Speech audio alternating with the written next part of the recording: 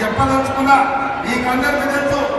car ఖరాబ్ అయి car కానకపోయింది ఇక అది బాగుపడదు మళ్ళీ రాదు కుందరత్ బజార్లో తూకానికి తూకం వేసి అమ్మాల్సిందే కారు గతిలేదు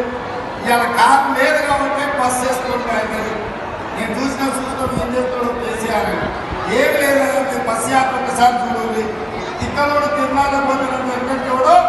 ఎక్కడానికి దిగడానికి సరిపోయిందంట మాట్లాడు చూసింది లేదు చేసింది లేదు బిడ్డలకు నేను విజ్ఞప్తి చేస్తున్నా ప్రమాదం పొంచి ఉన్నది ఎన్నికలైనప్పుడే నరేంద్ర మోడీ దళితులు గిరిజనులు బలైన వర్గాల మీద సర్జికల్ స్ట్రైక్ చేస్తాడు మీ రిజర్వేషన్ చేస్తాడు ఎందుకంత గట్టిగా చెప్తున్నా అంటే నరేంద్ర మోడీ ఒకసారి రిజర్వేషన్ రద్దు చేస్తాడని నేను 2-3 టీవీలలో మాట్లాడినా 2-3 వేదికల మీద వచ్చి చెప్పిన ఎంబడే ఢిల్లీ నుంచి పోలీసులు వచ్చి నేను అడుగుతున్నా నేను చెప్పదలుచుకున్నా అదే అంటున్నాడు ఎందుకంటే 400 సీట్లు బీజేపీకి వస్తే రాజ్యాంగాన్ని సవరి